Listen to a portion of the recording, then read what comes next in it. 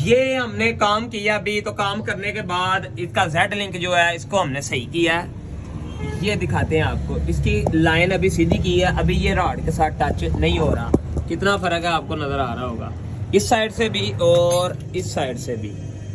इस गाड़ी के जेड लिंक का मसला था, ये इसके साथ लग रहा था रॉड के, जिसकी वजह से चिक चिक की आवाज़ आ रही थी। तो अभी अल्हम्दुलिल्लाह क्लियर हो गया, और इस कारनामे को इस इमरान ने सार अंजाम दिया है। इसने अभी गाड़ी क्लियर कर दी है। ये छोटा भाई है, इसकी आईडी भी मेंशन मैं करता हूँ, इसको भी लाइक और कमेंट आपने करने हैं, और इसको जो है ना आपने फॉलो करना है। ये भी अच्छी अच्छी इस तरह की वीडियो बना रहा है। अलशी ऑटो केयर EFI इलेक्शन एंड कार।